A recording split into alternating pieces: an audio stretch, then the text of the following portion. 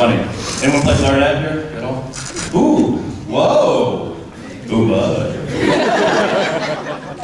People always ask me, so did you play the clarinet beforehand? I go, no, they kind of arbitrarily went, kid, he gets to play the instrument. So they picked clarinet, and they brought in a clarinet coach, a teacher, who I had spent many hours with that clarinet teacher.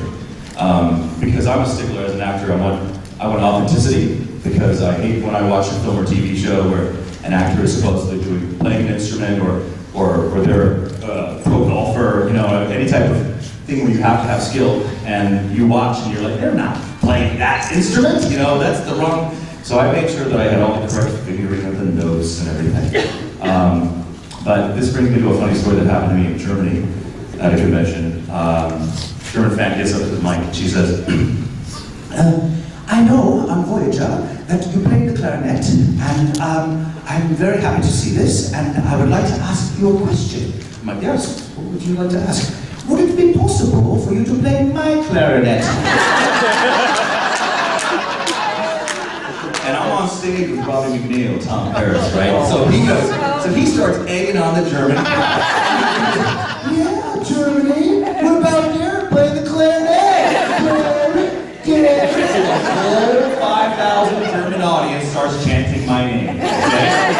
And at that point, I look at Robbie and I'm like, no, and he's still egging them on. So I go and grab the clarinet, and I pick it up, and I say, okay, here we go. Only air. Because it's a reed instrument, you don't have the right pressure and everything, it's got to be moistened, and so, again, nothing. I'm getting so embarrassed. Everyone's kind of like laughing almost, and I try to get nothing. So I said, you know what, guys? Let me just run backstage behind the curtains. Let me just work through this. I'll be right back. Run back there, and I'm back there, and all of a sudden, yeah, got it. I run back out again. I'm ready. Here we go. Air. I was so dejected. I took the clarinet, handed it back to that girl, and she looked at me like, you're a phony. I get back to her, and I'm so dejected. I look at McNeil, and I go, I'm so mad at you. And he goes, hey man, I'm sorry.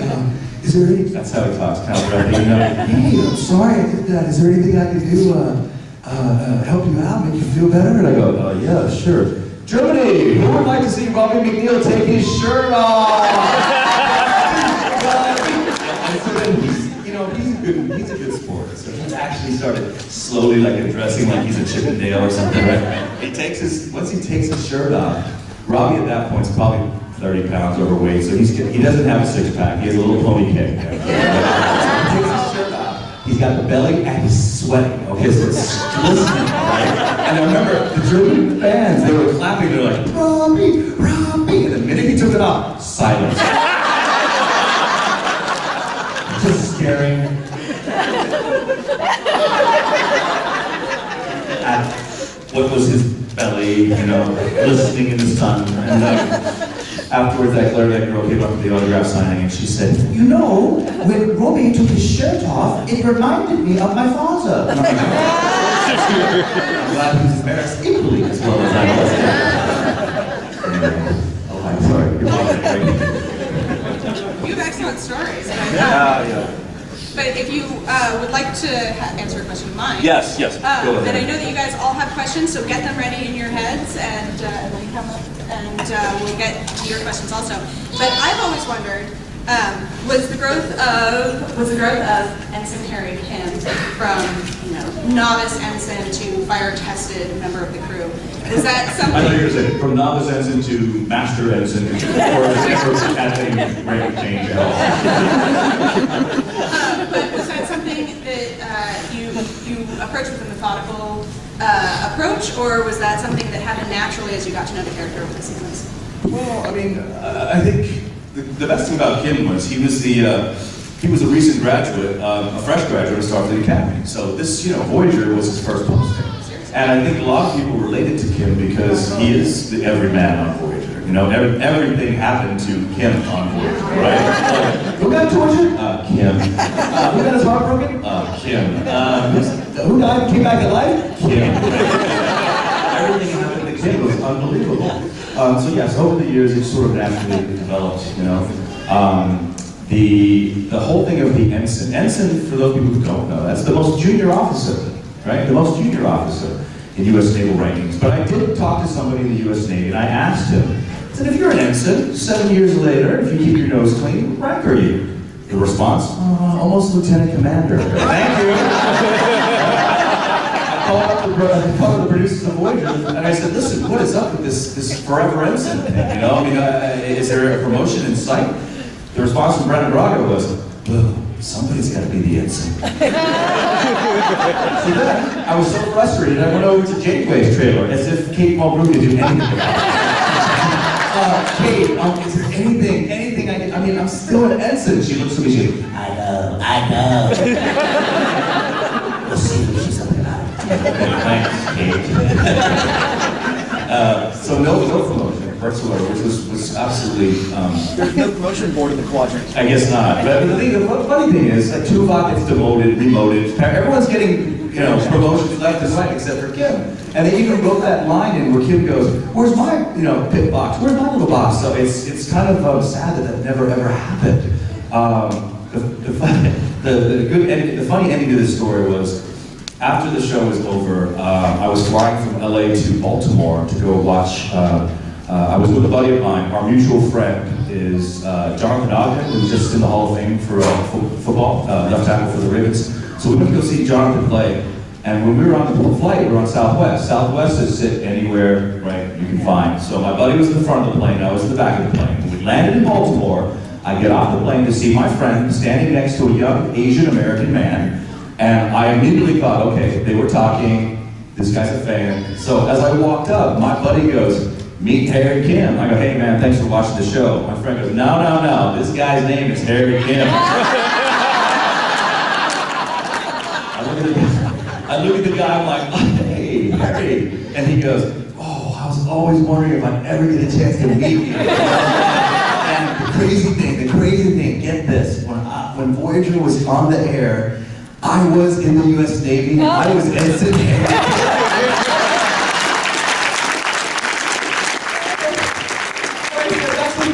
That's amazing, you were ensign Harry Kim, I mean, we're the same. He goes, "No, I got promoted." The real Harry Kim gets a promotion, right? It's like, what? There's no justice in this world. It's like Rodney Dangerfield. Okay, go ahead. Okay, so those of you who have questions, come up and line up right here. While you guys are doing that, those of you in the back, if you can get a seat, that would be awesome. And if you could answer another question for me. Yes. I have heard you say that you loved the J.J. Abrams reboot, yes, but then saw that you deleted a Twitter post about the second movie. So could you expound? Yes. When I saw Star Trek Into Darkness, I took a picture of myself in the theater going like this. After it was over, I deleted the tweet.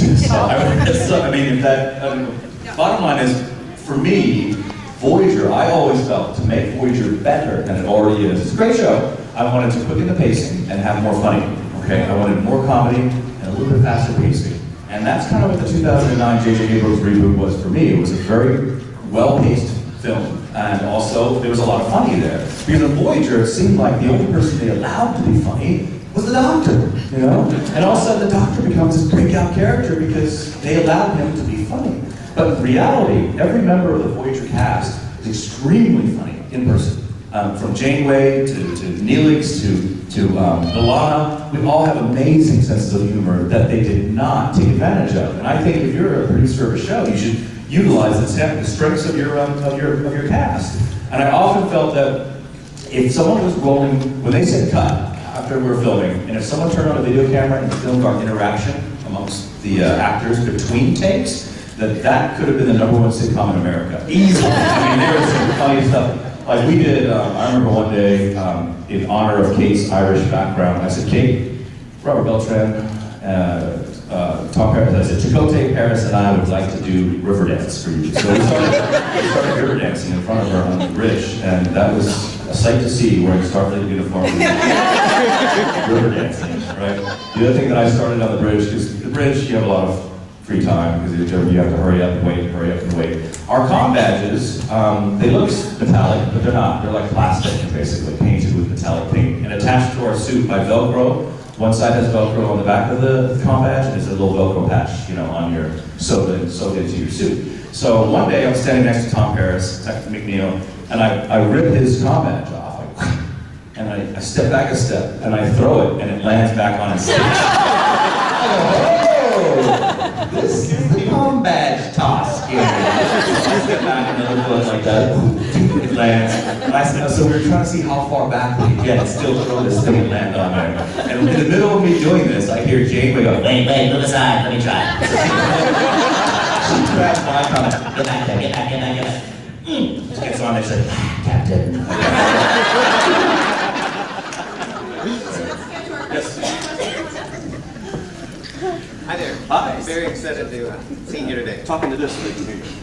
I've heard rumors that Timras Tuvok is trying to reboot Voyager a couple decades after it left off, and also that you might be joining him. And speaking of promotion, as anything but an ensign. Yes, there's a group of people who did Star Trek with Gods and Men. Anyone seen that independent film? So if you haven't, please go online and check that out. Star Trek with Gods and Men is an independent Star Trek film, which we filmed years ago. Tim Russ directed. But the same crew is now doing a project in the beginning stages of a project called Star Trek Renegades, which is it's Ensign Kim in the future, it's all these other characters that you're familiar with. And they're working on that. I think we're going to start filming, I think, October of this year. So that'll be interesting. I've been trying to get to the convention forever. I've been trying to get to I've heard so many good things about Phoenix. And I've been wanting to come here. The last time I was in Phoenix was 1995. Anybody here for that convention? Oh my gosh. 5 hours and 45 minutes of straight autograph signing. So many people. That's the one that John Delancey was there. And every fan was coming up to me saying, John Delancey's such a beep. So I was like, wow. He was in a bad mood that day, I think. I couldn't explain that. But I've been trying to get back to Phoenix forever, and now I'm here. I'm so happy to be here. And God willing, I'll return every year like we're waiting.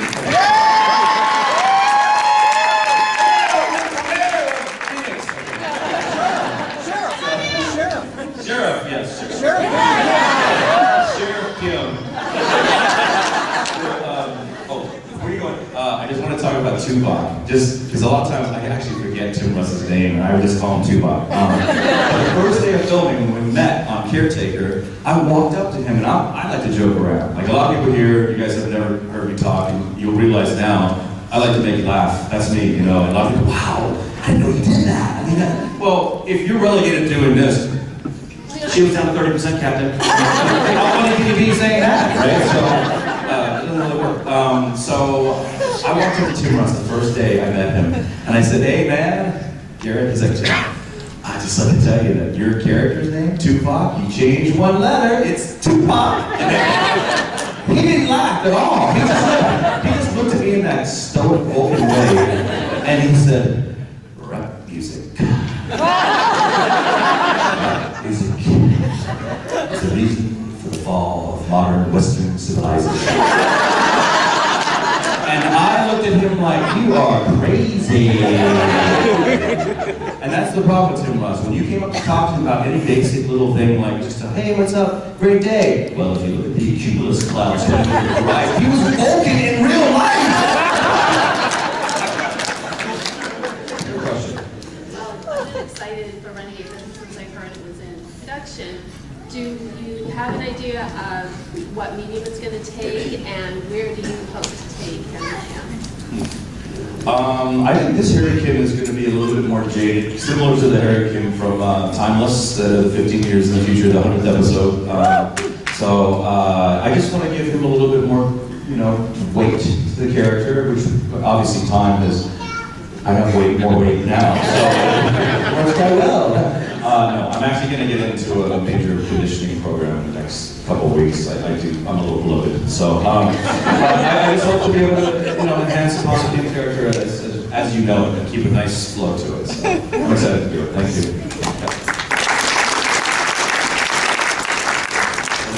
Hi. Hello. Nice to meet you. I'm geeking out.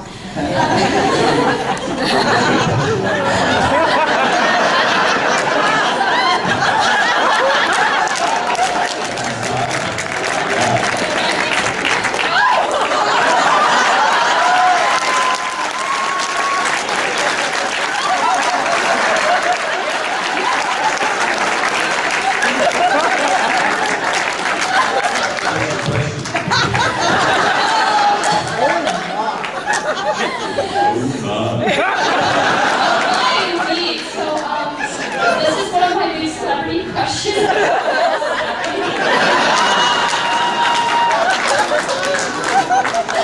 Actually, really good massage. I am married. Here. Not All yet. right.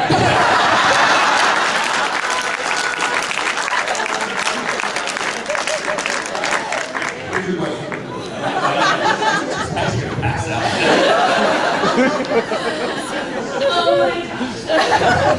Continue. So I was a crush when you were watching Voyager. Yes. How old were you when Voyager came on? Oh my gosh, let me think. I love this question. It was around junior high. Yeah. Was that your junior high crush then? I have a lot of celebrity crushes. Oh. You're very special. Thank you. I'm glad I can be special. You're the only one who's given me shoulder stuff. Ah, So, So your question. my question is, I do remember. So, the last episode of Voyager, the last image we see is Earth on the view screen, but we never get to see what the characters do once they get home. So I was wondering, what are some of the first things Harry Kim would do once he got back to Earth? Yeah, Kim just went to In-N-Out Burger first thing.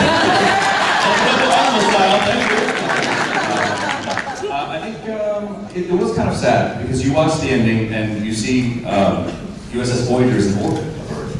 I at least expected there was going to be a parade, right? I mean, everybody likes a parade, and there was nothing. It was like, oh, welcome back, Captain Janeway, and she's like, It's good to be home. and that was the end of it, and it kind of bummed me out. But I think the first thing that would happen is probably Kim would have found Lily, his girlfriend from way back when, she's probably already married and whatever. But that would have been the first thing. Find the girlfriend, find the family, see the mom, see the dad, go back to see his old symphony mates, the Starfleet Academy Youth Symphony that he was in.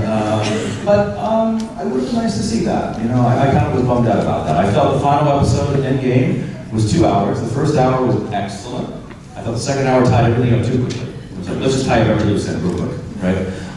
I passed this message on to the producers. They never listened to me. The only person they listened to was Bob Picardo, but that's because Bob Picardo would not take no for an answer. So Bob Picardo would call the producers here. Hello, Bob Picardo here. I'd like to request the doctor sings opera. And they're like, no, Bob.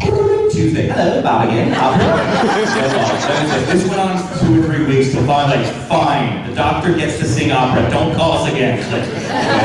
I would respond, I would ask for something, I'd request for something, they would never, I'd say, well, what if Kim did Krav Maga, the Israeli self-defense? No. So then I also said, why don't we have the final episode, the first hour, keep it the way it is, exactly in the script, but at the end, say, to be continued at a theater near you. 2 hours everyone would have to see that 2 hour and that would have given you enough time to adequately, cover all the bases properly, right? So that would have been good. So, yes. All those of you in the back, I want you to make some new friends today, so come and find a seat. Yeah, guys, come on up. Seriously, don't be shy. There's other seats up here. Raise your hand if you have a seat next to you that's open. Yep, look at that. Look at all that. Come on, guys, come on up. Be comfortable. Standing is ridiculous. Come on now. Be comfortable. Come on up. You guys, come on up. There's other seats over here. Seriously. There's no fear. He doesn't mind. We do not bite. In fact, the closer you get, you might get a massage from me. That sounds good.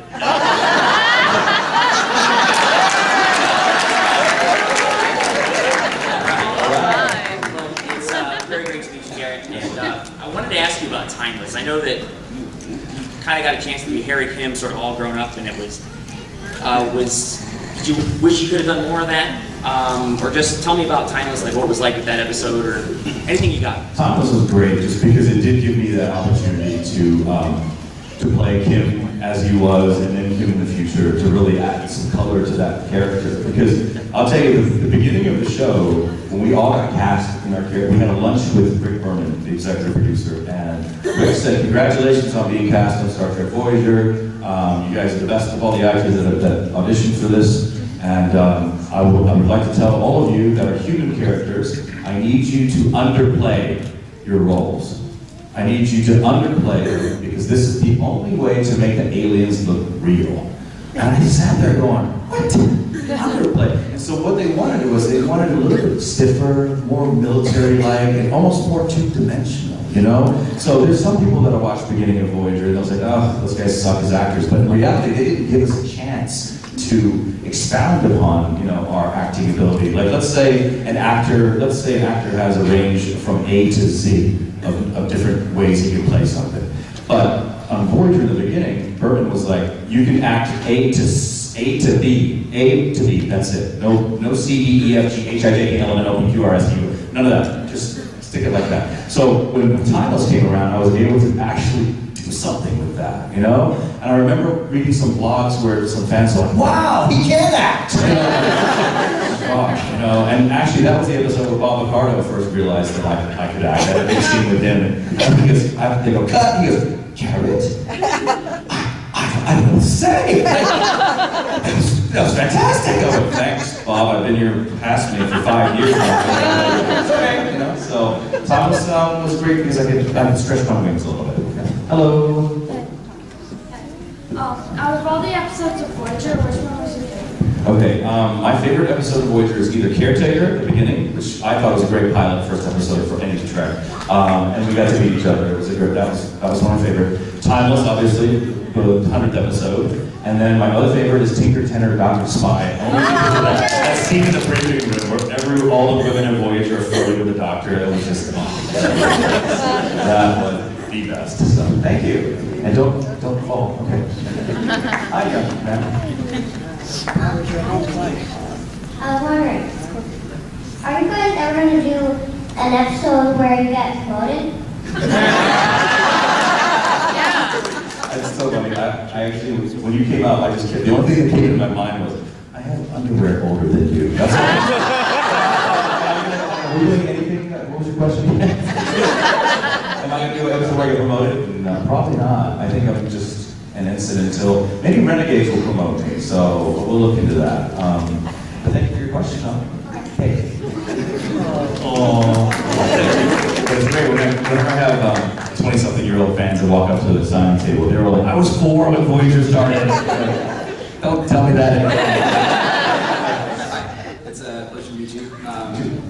Something that I've asked pretty much anybody who I met at any con is, how does watching a show versus working on a show color your perception of it when you watch it? So to put that in perspective, right, we as fans, when we see the show, we see it after it's been edited and produced and the special effects are in. If you're sitting there and you're watching an episode like, say, Timeless or anything else, are you able to enjoy it the same way that we, the fans, are? Or is your perception colored by, oh yeah, right after like the scene in the briefing we were talking about in Tinker Tenor Dr. Spy, do you come back and say, oh, that was so funny, and you kind of lose sight of what's going on in the episode? Good question. Well, it takes more than one viewing for me. Okay, to start out, just to preface this, I've always been into science fiction, but from the age of 9 on, I was a science fiction fan. At 9 years old, or 8 years old, I saw 1977, the original Star Wars. I saw that, and that hooked me to sci-fi. But when I watch either a TV show or a film that's science fiction, the first time I watch it with a critical eye. I can only watch it with a critical eye. I can't enjoy it because I sit there and I watch the camera moves, I watch the directing, I watch the acting, I watch the wardrobe, I watch everything from a technical standpoint. And the second time, my mind releases a little bit and I'm able to kind of enjoy it, but it usually takes a third viewing for me to just be a fan and just watch, so. Yeah. Thank you so much.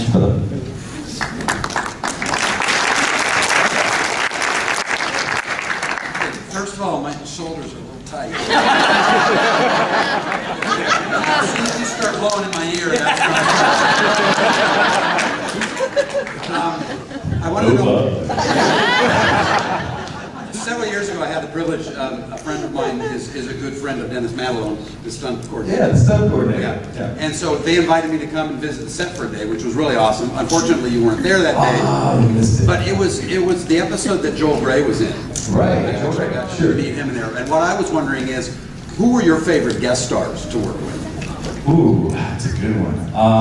Favorite guest stars, probably Tom Morello, guitarist from Rage Against the Machine. Actually, Jason Alexander wasn't too bad for Seinfeld. Andy Dick is the future doctor. That guy's nuts. Okay, all I can say is I remember somebody called me up like, yeah, have you opened up Los Angeles Magazine this month? I go, why? You and Andy Dick are in a photo together. I'm like, oh no. So I opened it up. It's a publicity photo from the opening of Star Trek The Experience in Vegas. And it's basically Andy Dick and I sitting at a table with this Warp Core Reach drink between us, and we each have a straw in the same drink. I know, and it's just sort of like, don't look like we were dating. It's unbelievable. Oh my gosh. But I think those guys, the coolest guest star, he wasn't really a guest star, he didn't have lines. We got a memo one day, and it said, Dear Voyager actors, next week on set we will have His Royal Highness Prince Abdullah of Jordan as an extra. So he came on the set, and the scene was with Neelix and I.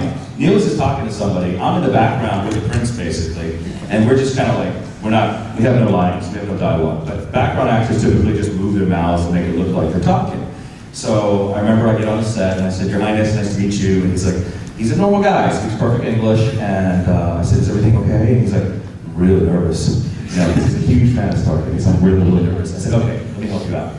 We don't have to say anything. We're gonna be pretending like we're saying something. So to make it look like there's some life going on, so that we're not just going,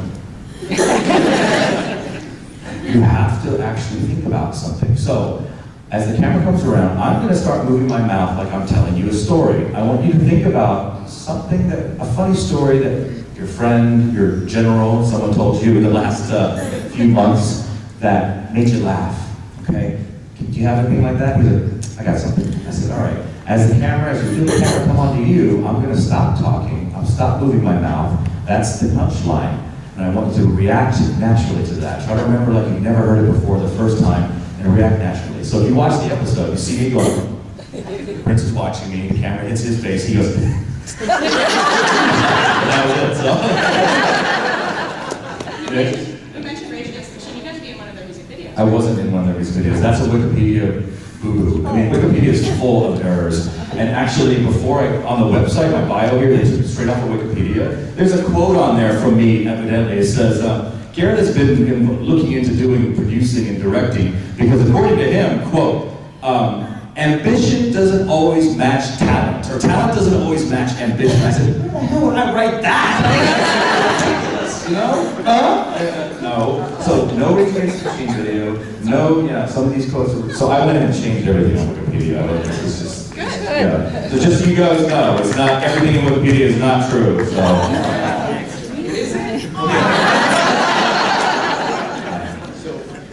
So first off, Voyager's actually my top, my favorite of the Star Trek, and then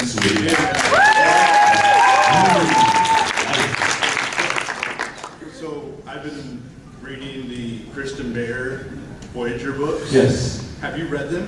No, I have a lot of them in my library at home, but I have not. Okay. You're telling me to read I'm it. going to ask you about what you thought of Harry's expansion of his character in that book. I have no way to answer that. What do you think of Harry's expansion?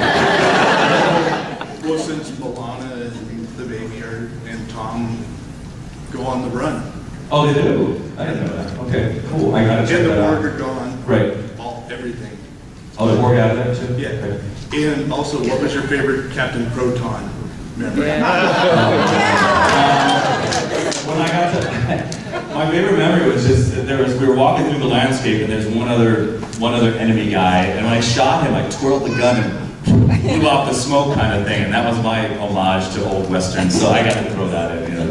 But honestly, favorite memory would be just anytime we filmed Proton, because it was a chance to not wear that horrible wool blend Starfleet uniform that they gave us to wear. It was so hot and itchy, and those uniforms are made to look perfect standing up. There's little stirrups on the bottom, to go underneath your shoes, so they're completely tight when standing. But when you sit, it pulls in all the wrong places. I'm single now. I haven't gotten married yet. I don't have any kids. But I'm telling you right now, if I find out that I'm sterile, I'm suing Paramount Studios. It's great to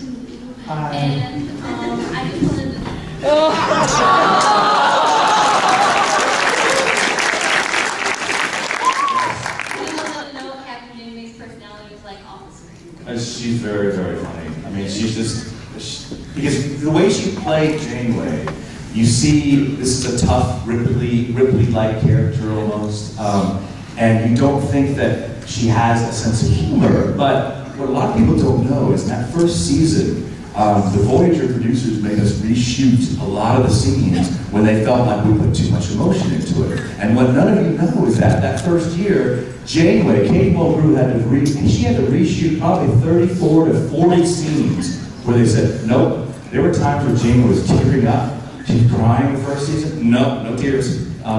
She had a little too much emotion. Hey, no, can't do that, you know? And I was thinking, why are you limiting the emotion of the human characters? We're human, for God's sakes, you know? If you watch the original series, and you're a fan of the original series, part of the best thing about the original series is watching the banter amongst the characters of them being human, you know, at the end of the show, or the beginning of the show. And it really bummed me out that they didn't let us have that, you know, ability to stretch out a little bit. But yeah, Kate Mulgrew off the set is very funny. She's a funny lady. And I remember one day, we used to play tape ball games. We'd take this electrician's tape, gaffer's tape, we'd roll it up into a big ball, and it would be Tupac and I just trying to beat each other, and then we try to hit Paris too. So it was a triangle of death, basically, of tape balls. And one day, and I will admit this, I'm not very good in terms of my aim. Sometimes it comes off. So I threw it, I was trying to hit Tupac, and as I threw it, a curveball happened, and it hit Janeway in the back of the head, right? And so I'm sitting at operations, and right when I hit her head, I went, I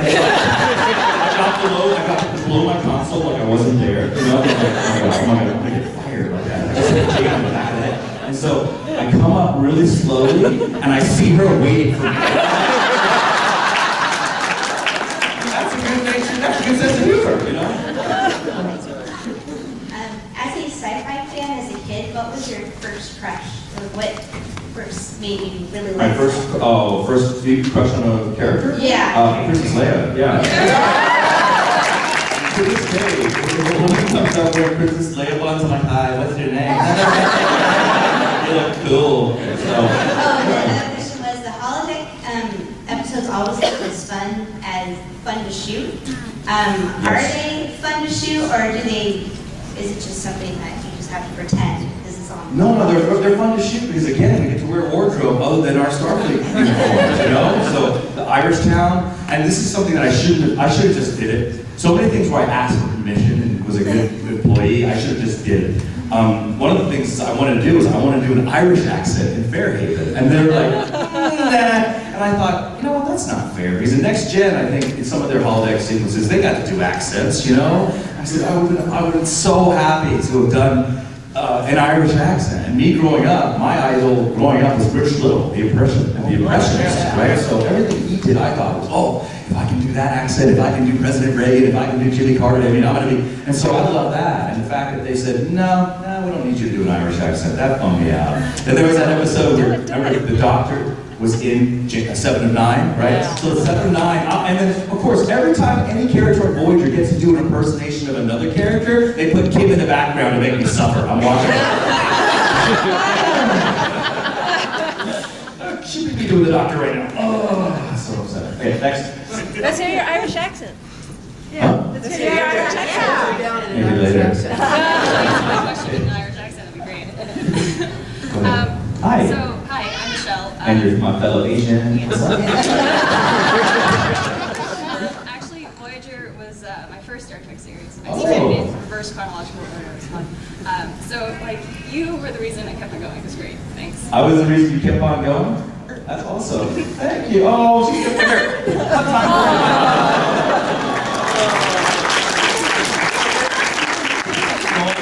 How you're getting right now, cheering up. This is how I was at Calgary Expo, and I got the opportunity. Someone said, listen, the moderator for Stan Lee dropped out, so would you like to do that? So I'm sitting this close to Stan Lee, moderating him, and I'm starting to tear up. Stan Lee! I understand. I'm tearing up now, stop talking about it. So I wanted to ask you, like, what your favorite holodeck sequence was. Yeah, favorite holiday sequence, I think it was probably doing the Fairhaven bit, because, you know, the whole thing with kissing the cow and everything. And just dressing up in those costumes, it was so fun, so I really enjoyed that. Sandrine's bar, that was kind of cool. The pool, we got to play shoot pool, you know, and every time, and it's cool because they have an actual, the set is, you know, like a bar, and we got to kind of hang out, which was fun, so I like that one too. I have another question. Yes. So I know, like, for the filming of the entirety of Voyager, like, especially for Kate Mulgrew, it was really hard for her, and she was like a single mom. Like, Yes. did you get any of that, or were you sort of? It wasn't that difficult for me because I didn't have any kids. I didn't, you know, it was, for me, it was dealing with the fact that there were 9 series regulars. When you have 9 series regulars and you have 24 some odd episodes per season, you're only getting about 2-point-something episodes that revolve around your character. Thank you. And you just don't get any momentum going. So the hardest thing for me was to stay focused, knowing that for 22 of the episodes, I'm saying Shield's got a 30% captain, you know, and it's just kind of monotonous and expositional. So that was my biggest problem, I think. It just came to mind. Do you guys remember when Harry gets sucked out of the airlift and then Alana's like, and then this is the best part. She goes, Captain, and then she, go ahead, Alana. And Alana goes, Harry's dead. And Jamie goes, what about decks 5 through 7? She just said Harry's dead. I'm not the janitor on Voyager. I'd be like the night manager at 7-Eleven, but hey, come on, give it a little bit more respect. What about deck 7 and 9? What was that? That was my question. It was like, I know, by the way, I am the duplicate Kim. I'm not the real Kim. you're like the conscience of the ship. I am the And when Harry's going out there, it's Yes. like, oh, it's over. The show's done. That's it. But the question is, current date, what is your favorite science fiction series or movie? My favorite science fiction series right now, you know, it's very funny because when this show came out, I didn't watch any of it because I kept thinking, why am I going to watch a Jim Henson Muppet, okay? But as the MC, the Master of Ceremonies for FedCon, the largest European convention, that's one of my jobs that I do, I try to be a well-informed Master of Ceremonies. So this year, we had Ben Browder and Claudia Black from Farscape. So I sat there and I said, I'm just going to watch the first episode of all these shows that I haven't watched. Well, I watched the first episode of Farscape, then the second, then the third, and I binge-watched. I watched all 88 episodes in 2 weeks, and Star Wars, and I said, this is phenomenal. This is amazing sci-fi. So I'm a big Farscape fan right now. Thank you. I'm just going to give you a hug.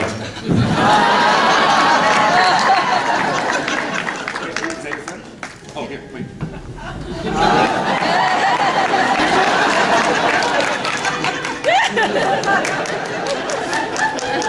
Okay, we're done. Alright. So I also. Are you trying? Where are you? No, you're not. Is this from John? No. It's more designed to be bounty hunter, Star Wars. Okay, got it. So I just saw the Star Wars. Her mic is off. Yeah, the mic is not working. Who's Mike? So, also being a girl who grew up with a crush on you, I was 18 by the final episode, so. And I also have a dog named Milana. She's half Rottweiler, so I thought it was really appropriate. And our hamster's Harry. I wanted to know if you, Garrett Wang, were an officer on Voyager, what department, besides the obvious promotions, multiple, what department would you want to work in? Wow, that's a good question. I think I'd rather have a toolbox job. I'd rather be head of security. That'd be fun for me. Yeah, I'd like that. Or head of entertainment. Head of ship, you know, I could be Julie, the cruise director. Thank you. English's job. Yeah, I think it's his job. Hi.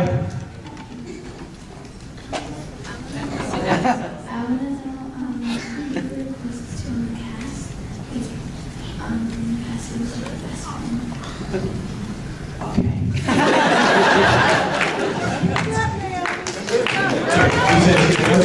She said, who on the cast is my best friend? Okay. A lot of people think it's Tom Paris, which he was the closest in age to me. Okay, he's 4 years older than me. And every day after we finished working on the set, I turned to Robbie McNeil and I said, "Hey, bud, let's go get a beer. What do you think?" And every day he said, "Oh man, I can't. I get home, the kids. He had a wife, he had 3 young kids, so." He said no to me for 3 years straight, and then I gave up. And then at the end of the 3rd season, he goes, "Hey, let's go grab a beer." I'm like, "What?"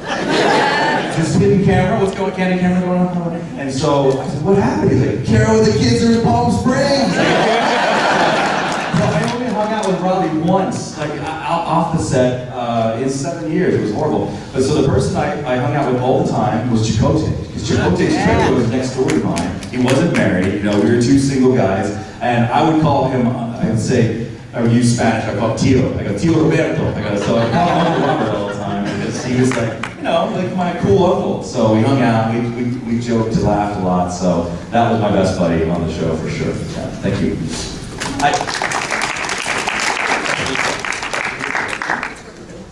Oh, Asian. Yes.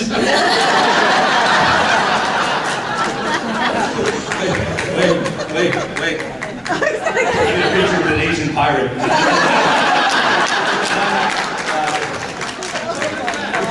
I know.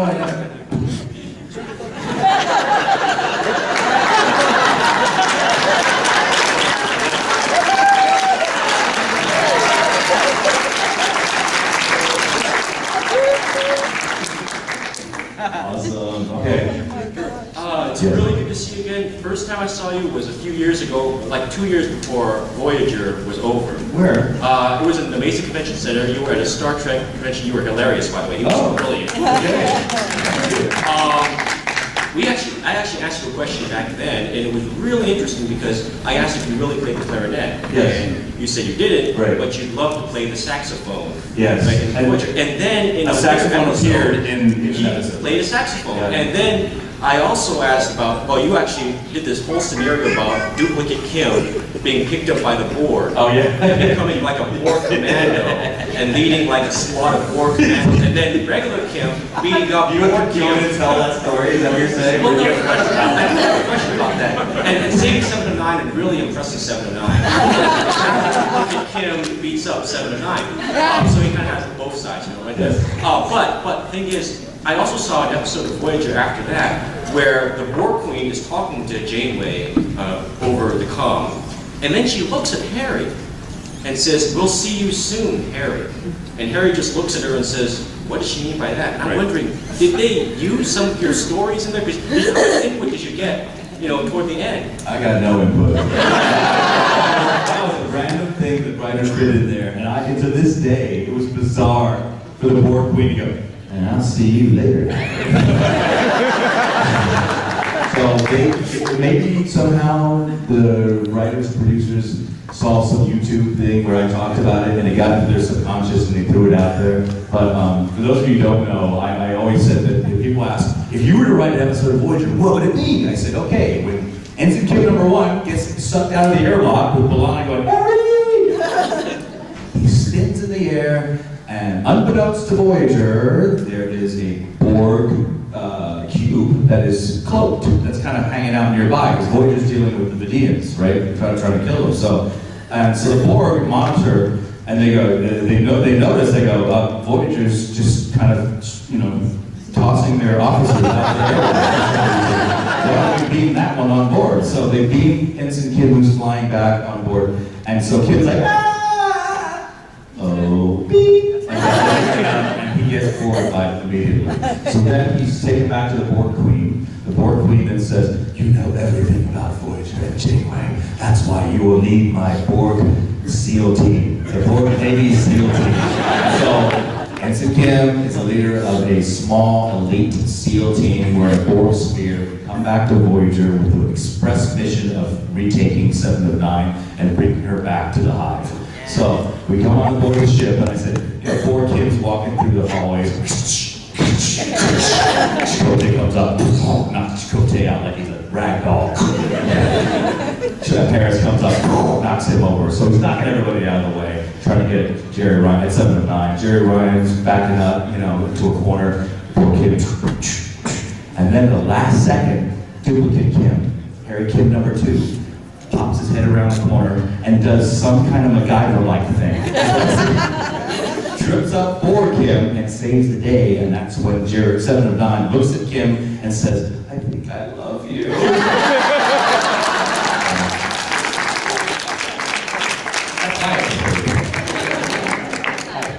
An honor.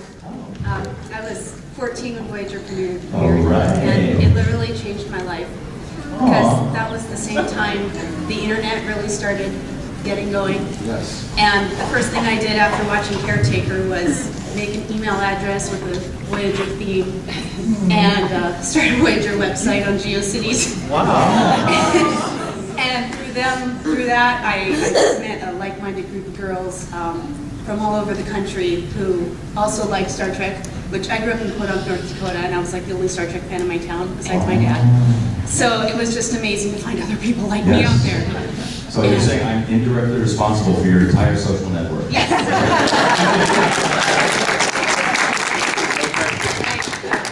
I guess I'm still in touch with my friends to this day, only it's mostly through Facebook now. Yes. I met my husband online, so I guess you could say indirectly responsible. There you go. You're there? Hey, husband. And you guys remember back when, you're right, the internet was really coming in, and this is when AOL had those little discs on the outside of every magazine. Right? And so I joined, this is when you paid hourly, okay? I had a break from work of like 14 days, and I think I rang up a bill of, I had 75 hours on AOL that I had to pay for in 14 days. And I was in a chat room, a Voyager chat room, and I came in there, and my name is on AOL, which I'm okay to say, is The Real Kim, because when I was typing in names, I typed in Ensign Kim's, name already taken, choose another. I'm like, what? Harry Kim, name already taken, choose another. Ensign Harry Kim, every single possible variation of Ensign Harry Kim was taken. My girlfriend at the time looks at me and she goes, that's ridiculous, you're the real Kim. I go, The Real Kim, accepted. I jumped into this chat room with all these people, and these people were like, who do you think you are? I go, I'm Garrett, like, baloney, you're Garrett. So I got attacked by people, like, if you're the real Garrett, we're gonna ask you some questions about Voyager. I'm like, shoot, go ahead, ask away. Question number 1, how many cc's of Cordrazine did the doctor use? Hold on, let me go get my script. So I'm going through, there it is, I go, 20, and they go, too long, like that, It took way too long to answer that question. I said, because I had to find my script to look for it, okay? So I had all these non-believers, basically. So what happened, what changed it is, I found one guy in the chat room, I said, what's your number? What's your home number? So he sent me his number, I called him, I go, okay, it's me. You hear my voice? It's me, right? Tell everybody else in this room it's me. He became my enforcer. I tell him, I go, okay, I'm gonna enter that chat room at 9 p.m. tomorrow. You'll be there? I'll be there. He was like, I walk in the chat room, he'd come with me, he's like, yeah, that's him, it's him. Shut up, shut up, shut up. And I know, internet bouncer was it. My question was. Honestly, you see now, I don't need any questions. I just I think the Voyager's really the first Star Trek series that had the internet from the get-go as a big part of its, correct. promotion, I guess. Yes. And because I found a ton of Voyager sites already after Caretaker, just logging on, sort of doing it wasn't Google then, it was Yahoo, I think. Yes. Star Trek Voyager, there's already a ton of things that popped up, like, days after the premiere. Oh, yeah. And so I'm just wondering how you think was that a big benefit for the show? Do you think it was a drawback in some ways? I don't know if it's either a positive or negative benefit. I think it was neutral, really. I mean, for what it was, people who were already Trek fans were going to watch it regardless if there was a blog about it or not. So I don't know necessarily. If anything, it created social networks, which you met your husband out of that. You know what I'm saying? So in that regard, it's a good thing, I would say. But in terms of publicity for the show, maybe not. You know, because for all the good comments that were that I read about Voyager and about Kim, there were other people that were saying like, you know what, Garrett Wang has about enough. Garrett Wang doesn't have the talent to even be a fry cook at McDonald's. Okay, so I'd be reading stuff like that, you know, to balance out like you're so cool, you know. So you take the good with the bad. But I think it's a good thing overall in terms of just the friendships that you've made out of it, right? Definitely. And got married. Yep. That's great. You know, you're better than, I envy you for that. Thank you.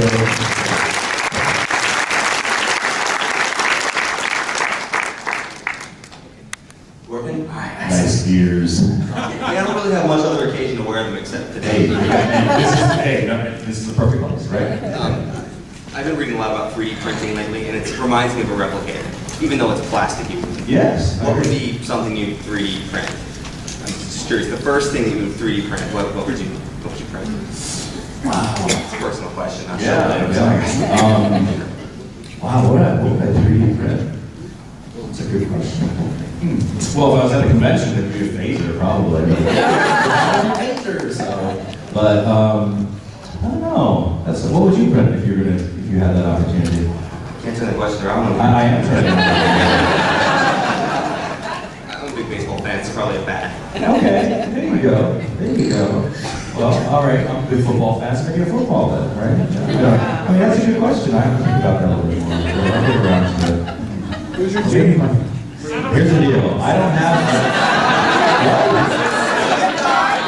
7 of 9. Who's your team? Oh, you're saying, the 3D print. Yes. I would 3D print 7 of 9. Are you kidding?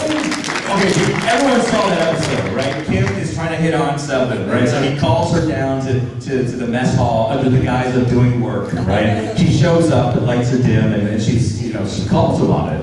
And as an actor, I'm reading the script, and 7 of 9 says, Harry, do you wish to copulate, right? And then as an actor, I'm like, yeah. 7 of 9, copulation. So, and then Harry's next line is, Harry stammers, ...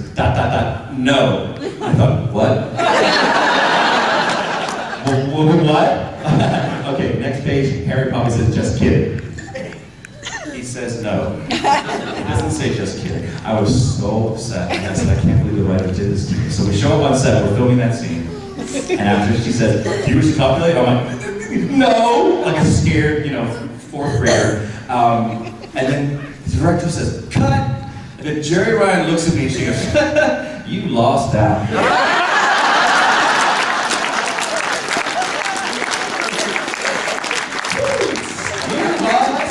And then she looks at the crew, she goes, any takers? And they're like,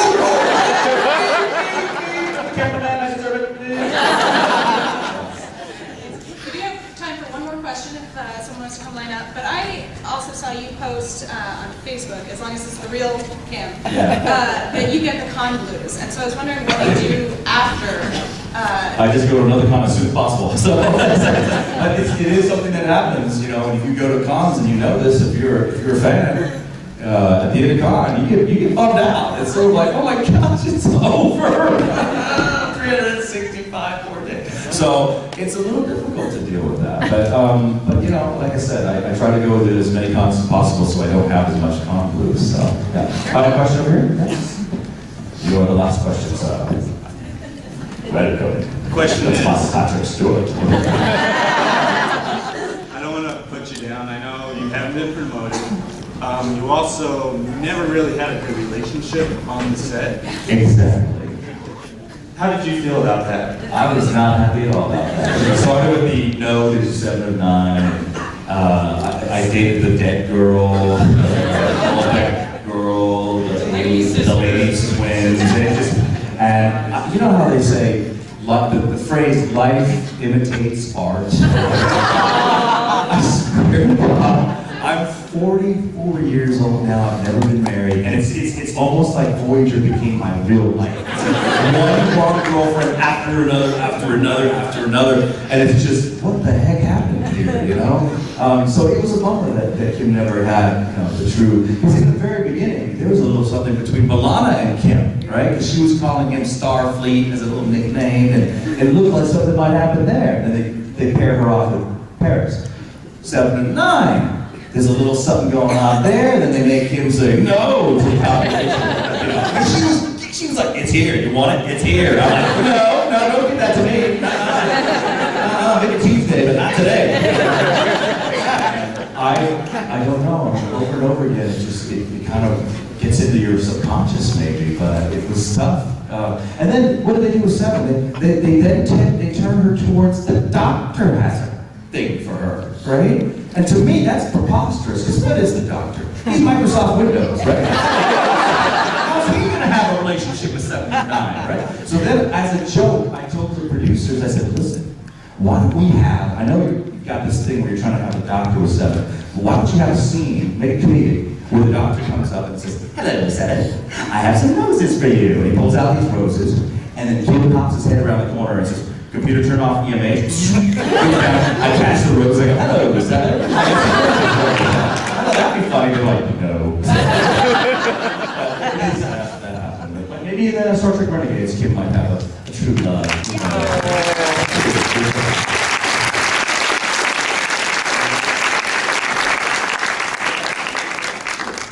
We actually have 10 more minutes. If you have a question, you can holler it out from where you're at. Irish accent.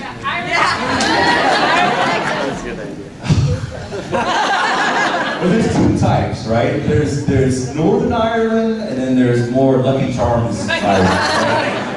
Right? Scotty is Scottish, though, right? So he's not Irish.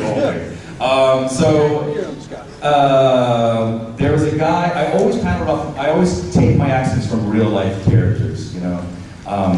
But if I was to do an accent from Northern Ireland, everything goes up in a question like that. They're always talking like that, you know. So that's my Northern Irish. My Lucky Charms is more, you know, more of a leprechaun kind of Irish. So I wasn't going to do a Lucky Charms accent when I was in Voyager. That was kind of weird and stupid. So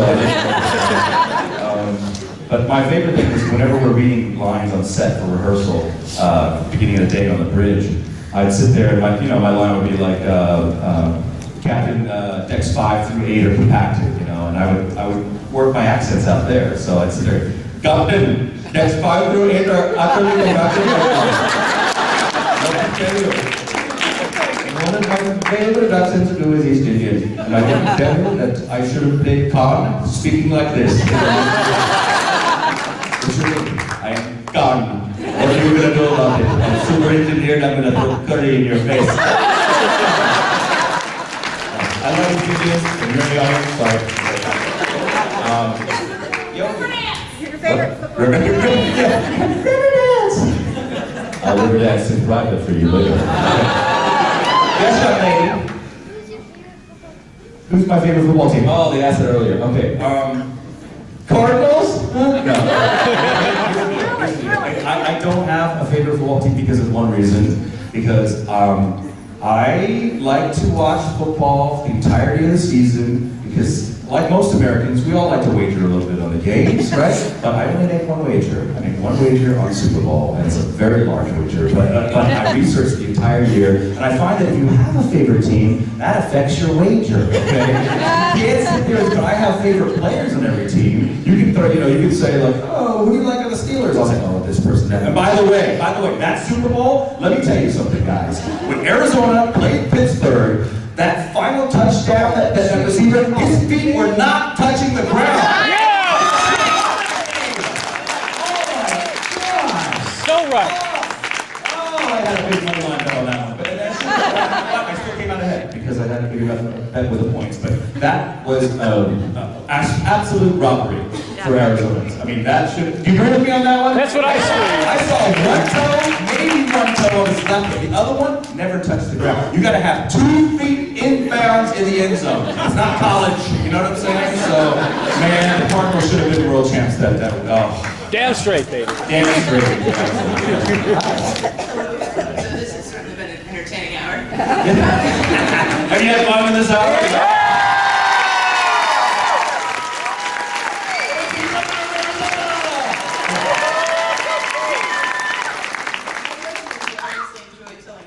I do. And have you ever thought about writing? Oh yes, I have thought about writing. I've thought about, for me, one of my favorite sci-fi comedic films is Galaxy Quest by far. ever write anything, it's going to be from the comedy side of it. You know what I'm saying? Because I just love to make people laugh. And if I can have you on the floor with side-splitting laughter, I've done my job. Because right now, if you think about it, laughter is the one thing that it's free, right? It doesn't cost anything. But laughter can heal you. You know what I'm saying? Laughter. There's people with terminal cancer that watch sitcoms for months and boom, cancer is in remission. You know, because laughter. It's amazing. It really is. So there's a question. You made my mental illness better. Say again. Laughing at your misfortune. Laughing at your misfortune has made my mental illness better. Thank you. I'm glad I could help. You certainly made many of our lives better. Oh, well, thank you. I appreciate that. Cool. We have 5 minutes. Anybody else have 5 minutes, sir? If you have the option of going on one of the British sci-fi shows, you know, like Doctor Who, Red Dwarf, or something like that, which one would you want to do, and would you have anything that you want to do? I have. Oh, you're talking about if I was going on a Doctor Who or British type of show, what would it be? What would I like to do? I've often actually joked about this. I said the next reincarnation of the Doctor, I should pop out. And check this out, right?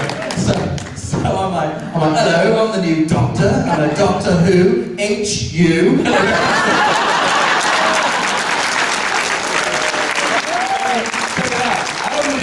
Because I got my sonic chopstick. I don't need a TARDIS, I got just a huge Chinese takeout box. Funny, when you watch that whole series,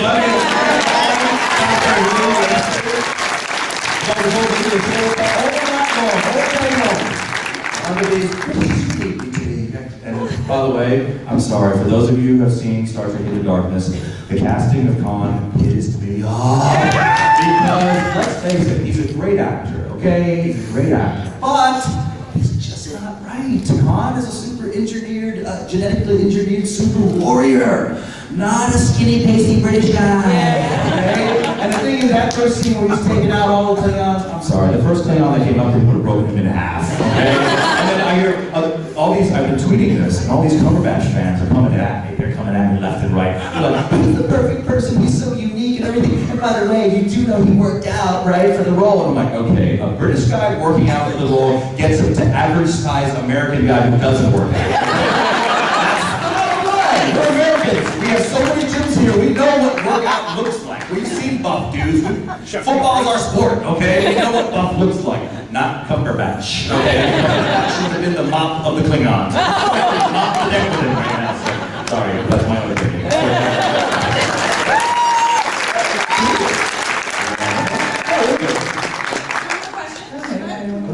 Galaxy Quest remake. Galaxy Quest remake. Tim Allen in the background being bitchy about the new crew the entire time. Tim Allen being bitchy about the new crew of, oh, he could do that. Are you referring to someone else being bitchy about that? You're Yeah, no, you guys know that, and you guys see Shatner speak. He's always talking about, JJ, call me, Lenny, what's going on? He's so pissed that he's not in the new. He's hosting Star Trek 2 tonight in Chicago. What's that? He's hosting Star Trek 2 tonight in Chicago. Oh, really? All right. You know, I'm going to end with my meeting with Shatner. I'm going to tell you guys, Will Wheaton and I share one thing in common. We had a really crappy meeting with William Shatner. All right? If you ever talk to Will about it, he'll tell you. I met him in Oklahoma. I walk up, I go, hello, Mr. Shatner. Finally got a chance to meet you. And when I extended my hand to shake his hand, he did this. He gave me the Queen of England. And I go, am I supposed to kiss him? So I shake his half hand. Midway through the handshake, he looks away, then he pulls away, and he does this.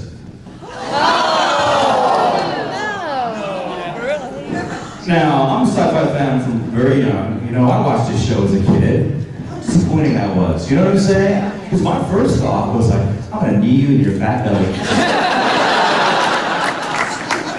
I'm going to give you a bunch. You know, I was so upset, and the funny thing was, 2 years later, I'm at a Vegas convention, and this young man comes up and at my signing table and goes, hi, yeah, William Shatner would like to interview you for his project, The Captains. He wants to talk about Janeway. And I said, oh, he would like to interview me, huh? And the guy goes, yeah, is there a problem? I told him the story of the meeting. He goes, oh, I guess that means you're not going to come to do the interview. I go, oh, no, I'm coming.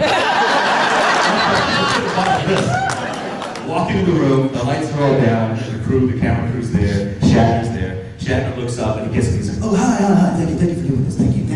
And I said, oh, no, I met you before. And he goes, huh? I told him the whole story, how he pulled the hand away, wiped it off. I said, and you wiped it off like I had cooties. And he looks at me, he's like, why did I do that? I must have been ill, I must have been sick, I must have been ill, why? So that was my weird Shatner.